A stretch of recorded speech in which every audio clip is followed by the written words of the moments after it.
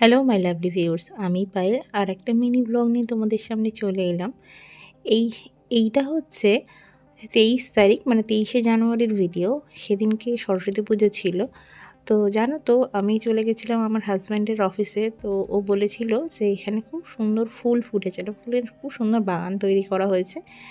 তো সেখানে গেছিলাম। আমার মেয়ে না ওখানে গিয়ে প্রচণ্ড খুশি হয়েছে আর বলছিল, মামা আমি একটু ফুলে হাত দেবো।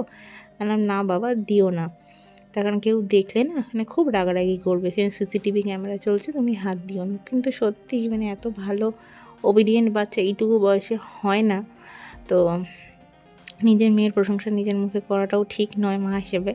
তবুও বলছি যে ও একটা ফুলেও হাত দেয়নি, মানে যেখানে আমারই দেখে ইচ্ছা করছিল যে হাত দিতে, এত সুন্দর ফুল ফুটে আছে যে নিজেকে কন্ট্রোল করতে পারছিলাম না। তাও নিজেকে যদি কন্ট্রোল না করি, সেখানে আমার বাচ্চাকে আমি কী করে বলবো যে না তুমি হাত দিও না, কেন বা তুমি হাত দিচ্ছ, তাই না? তো এত সুন্দর ফুল, গাঁদা ফুল, ডালিয়া ফুল, মানে বিভিন্ন রকমের ফুল এখানে হয়ে আছে, মানে এত ভালো লাগছে দেখে। ওই যে আমার মেয়ে ঘুরছে পাশ দিয়ে পাশ দিয়ে, তো সেইগুলোই তোমাদের সাথে একটু শেয়ার করলাম। আমার খুব ভালো লেগেছে যেখানে। আর একদিন যাবো, আবার তোমাদের সাথে শেয়ার করব, সেদিন লাইভ করব তোমাদের সামনে। দেখো কি সুন্দর ফুল হয়ে আছে, এত ভালো লেগেছে না আমার দেখে, সেই জন্য আর শেয়ার না করে থাকতে পারলাম না, সেই জন্য তোমাদের সাথে শেয়ার করলাম।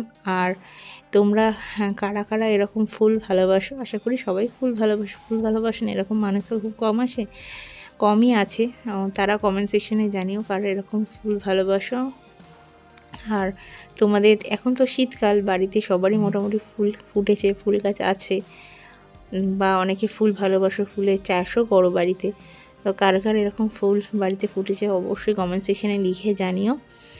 আর এই যে ওপর থেকে দেখাচ্ছি, এই পুরো ওপর থেকে ওপরে উঠেছিল আমার হাজব্যান্ড, তো সেখান থেকে পুরো মানে বাগানটার ভিডিও দেখাচ্ছি।